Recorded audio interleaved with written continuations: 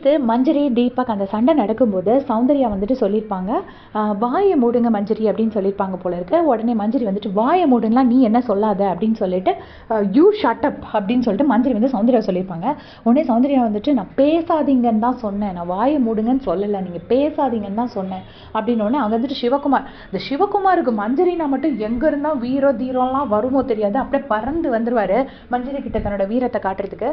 உடனே பேசாதீங்கன்னு தான் சொன்னாங்க, பேசாதீங்கன்னு தான் சொன்னாங்கன்னு அவருக்காகவே ஒரு பாடி லாங்குவேஜ் வச்சுட்டு அவர் சொல்கிறாரு. அவர் ஏதோ எல்லாம் கேட்ட மாதிரி. இப்போ பார்த்தீங்கன்னா ஃபுல்லாக குறும்படம் போயிட்டுருக்கு நெட்லலாம். ஒரு நிமிஷம் முன்னாடி சௌந்தர்யா நின்றுட்டு இருக்காம வாயை மூடுங்க ஓகேவா அப்படின்னு சொல்கிறாங்க. அதை கேட்டுட்டு தான் மஞ்சரி சொல்லியிருக்காங்க என்ன வாயை மூடுங்க நீங்கள் சொல்லாதீங்கன்னு.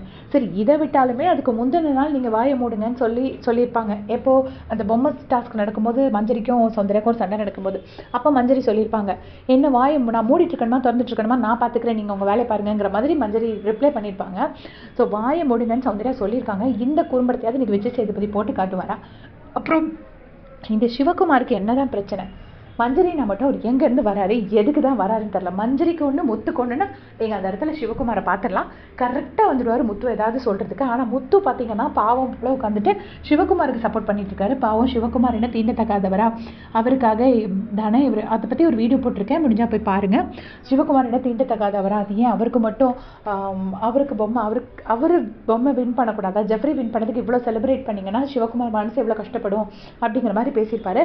பட் இந்த சிவகுமார் எப்போவுமே இவங்க ரெண்டு பேரையும் எப்படா புட் டவுன் பண்ணலான்னு தான் அலைவார்.